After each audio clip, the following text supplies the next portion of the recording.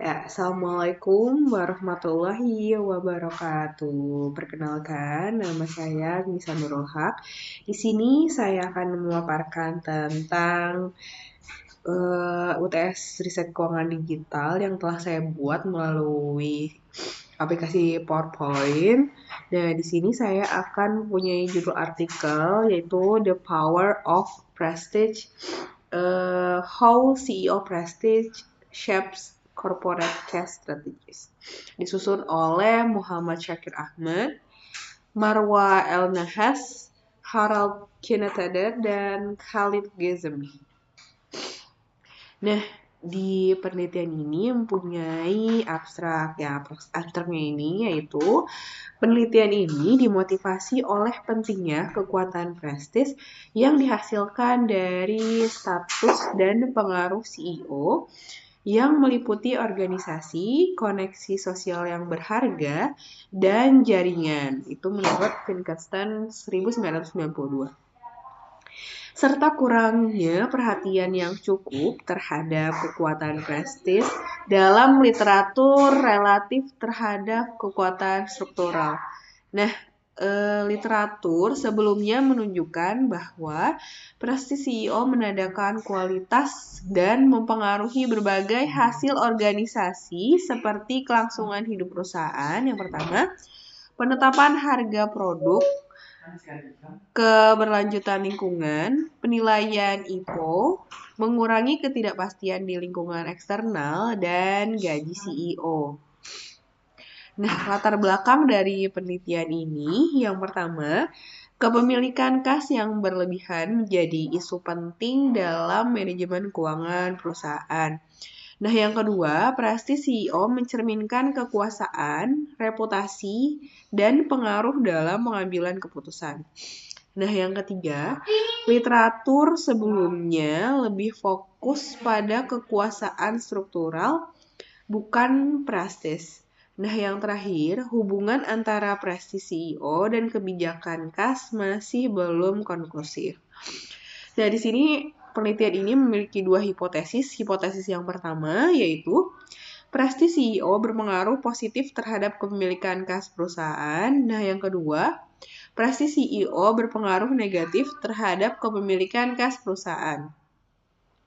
Penelitian ini menguji dua hipotesis yang saling bersaing berdasarkan teori keagenan dan teori operational. Masuk ke data dan analisis data. Untuk analisis datanya, yaitu pertama menggunakan 6.240 form year observation dari 390 perusahaan. 2. Metode analisisnya yang pertama menggunakan OLS dengan two-way fixed effects. Dan yang kedua, dynamic panel data yang menggunakan sistem GMM. Nah, terdiri dari variabel dependennya itu rasio kas terhadap total aset, hasil utamanya. Prestis CEO berpengaruh positif dan signifikan terhadap kepemilikan kas. Dan yang kedua, perusahaan dengan CEO berprestis menahan kas sekitar 6,21% lebih tinggi. Kita masuk ke econometric framework. Penelitian ini menggunakan kepemilikan kas perusahaan sebagai variabel dependennya. Nah, itu diukur dari rasio kas dan investasi jangka pendek terhadap total aset. Variabel independen utama yaitu prestis CEO yang diukur menggunakan 4 indikator, yaitu yang pertama kualifikasi unggul, jumlah jabatan dewan eksternal, yang ketiga tingkat exposure media, serta kinerja perusahaan relatif terhadap industri. Model regresi juga mencakup konstanta sebagai intercept dan error term untuk menangkap faktor-faktor lain di luar model yang mempengaruhi kepemilikan kas perusahaan. Nah, ini ada rumusnya. Kita masuk ke bab pembahasan, yaitu yang pertama, prestis CEO meningkatkan diskresi manajerial dalam kebijakan keuangan. Nah, yang kedua, CEO berprestis cenderung memilih kebijakan konservatif untuk menjaga reputasi. Nah, yang ketiga, hasil penelitian mendukung agensi teori dan upper echelon teori. Dan yang terakhir, prestasi CEO mempengaruhi referensi, resiko, dan strategi pengelolaan kas. Masuk ke hasil penelitian atau empirisnya. Nah, di empirisnya ini, sampel penelitian terdiri dari 390 perusahaan non-keuangan S dan P500. Yang kedua, periode observasinya itu ada di tahun 2005 sampai 2020. Dan yang terakhir, total observasinya itu ada di 6.240 firm year observation. Hasil utama regresinya itu yaitu pertama, prestasi CEO berpengaruh positif dan signifikan terhadap kepemilikan kas perusahaan.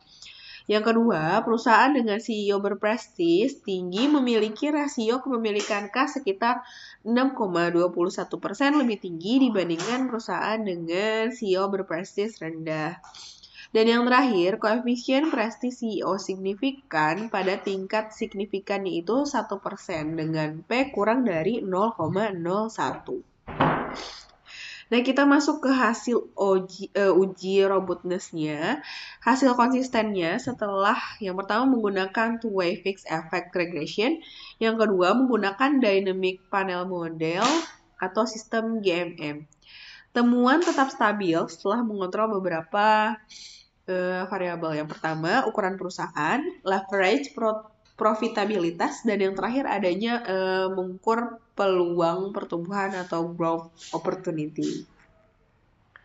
Nah, ini data penelitian yang telah saya jelaskan tadi, yaitu jumlah sampelnya terdiri dari 390 perusahaan non-keuangan.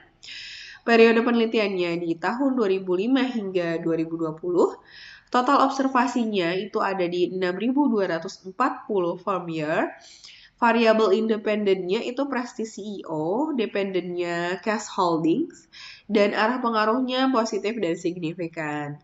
Besaran pengaruhnya itu di peningkatan cash holding kurang lebih di angka 6,21% dengan tingkat signifikansi P kurang dari 0,01. Kesimpulan, nah yang pertama, prestasi CEO terbukti memengaruhi kebijakan kas perusahaan. Yang kedua, CEO berprestis cenderung menahan kas lebih besar dibandingkan dengan CEO non-prestis. Temuan konsisten dengan teori keagenan terkait perilaku opportunistic management. Dan yang terakhir, studi memperkaya literatur manajemen keuangan dan corporate governance. Nah, itu adalah rangkuman dari PPT yang telah saya buat di artikel penelitian tadi. Kurang lebih, saran. Nah, saya memiliki saran untuk penelitian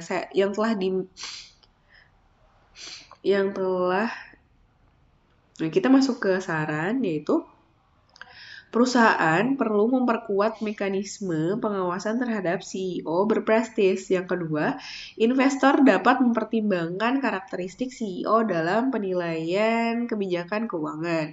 Dan yang terakhir, penelitian selanjutnya yaitu dapat yang pertama menguji sektor non-AS, yang kedua menambahkan variabel tata kelola perusahaan lain, dan yang terakhir mengkaji dampak jangka panjang terhadap nilai perusahaan. Nah, kurang lebihnya saya mohon maaf. Wabillahi taufiq wal hidayah. Wassalamualaikum warahmatullahi wabarakatuh.